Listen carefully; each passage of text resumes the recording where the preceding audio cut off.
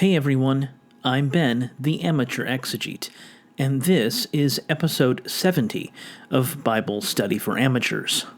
Today's episode is Elizabeth Shively's Purification of the Body and the Reign of God in the Gospel of Mark, Part 4.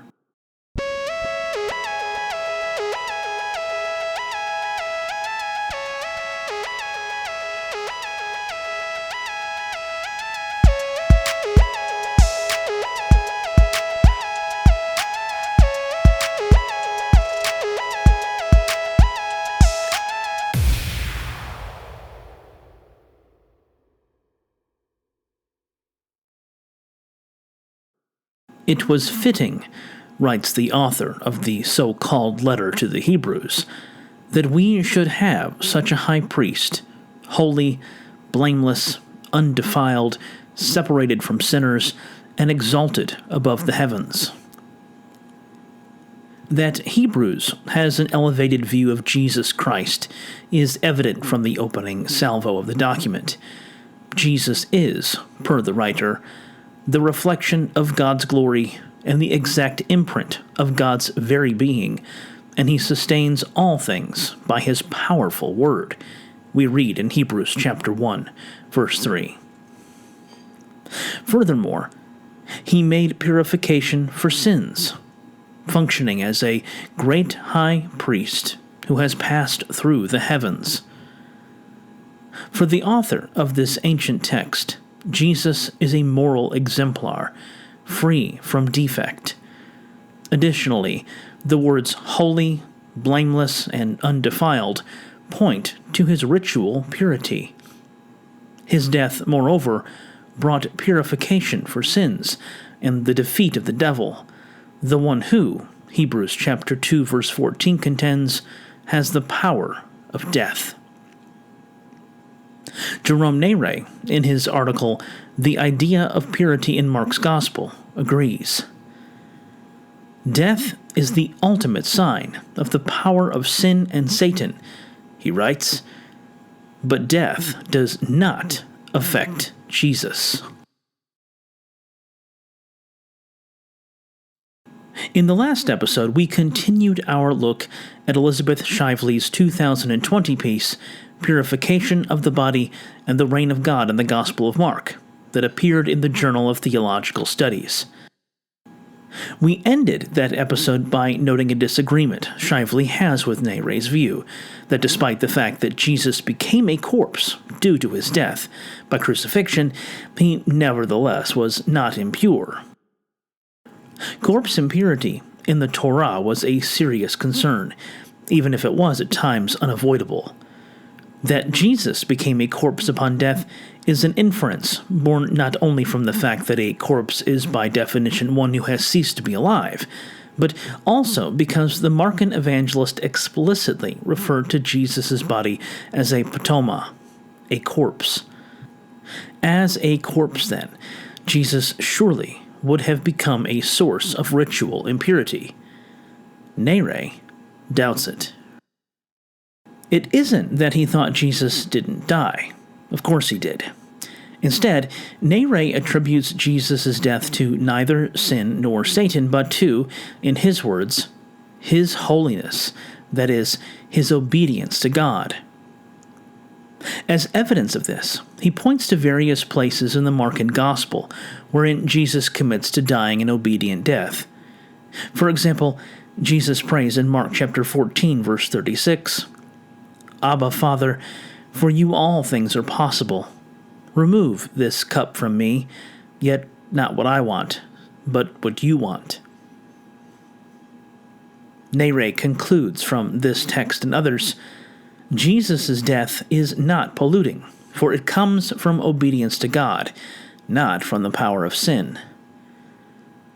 Moreover, by raising Jesus from the dead, God has not only vindicated him, but he has also proved he deserved the purity ranking given to him earlier in the Gospel. Jesus then enters the very circle of God's presence and sits on God's throne, a thing unthinkable for a corpse, he writes.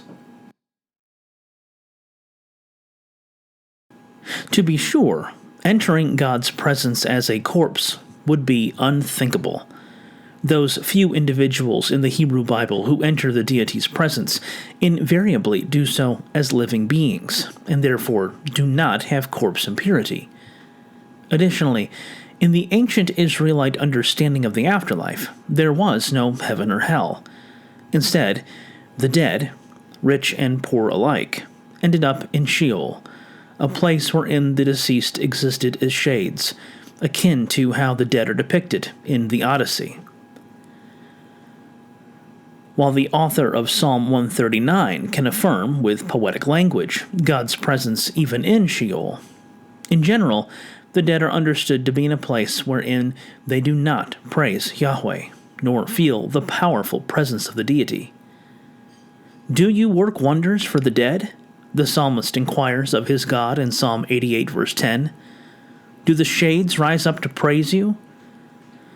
These are rhetorical questions. The answer to both is no.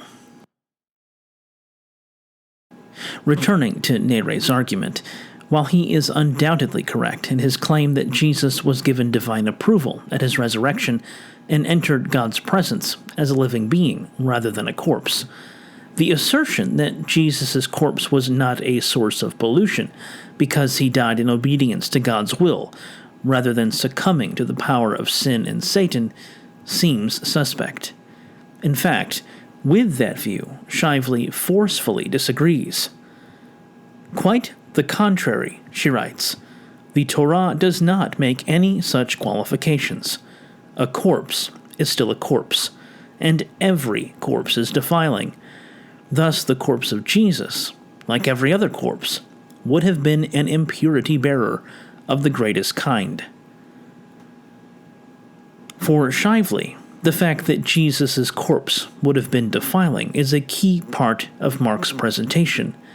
The resurrection functions as a veritable act of purification, turning the unclean corpse of Jesus of Nazareth into a living body. By raising Jesus from the dead, she writes, God not only vindicated Jesus, but also purified him. This, of course, raises the question of the relationship between the ritual purity laws that existed in Jesus' day and the man himself. Was Jesus one who accepted these regulations, or did he reject them? As Shively notes, older Protestant scholarship viewed Jesus as one who rejected outright purity laws. For example, the late Calvinist scholar William Hendrickson, commenting on the dispute over dietary restrictions in Mark chapter 7, wrote that in verse 19, Jesus had declared even so-called unclean animals undefiling, and that the only interpretive question that remained was exactly when, according to God's will, the abolition of the ceremonial laws regarding clean and unclean went into effect. Similarly, John Dominic Crossan, who Shively cites as an example of this view, wrote in his tome The Historical Jesus, the Life of a Mediterranean Jewish Peasant, that the description of Jesus touching the lepros in Mark chapter 1 verse 41, and the command to him to go to the priest to show himself cleansed as a testimony to them, is evidence that, for Mark, Jesus is precisely not a law-observant Jew. What do we make of this view? Does the Markan Jesus abrogate the Torah's regulations concerning ritual purity? And what evidence do we even have that the Levitical regulations found in the Gospels were important in first century Judea? It is to those questions we turn in the next episode. That's all the time we've got this week. See you next time. And remember, in the words of Richard Elliott Friedman, one does not need to deny what is troubling about the Bible in order to pay respect to what is heartening. Thanks for stopping by.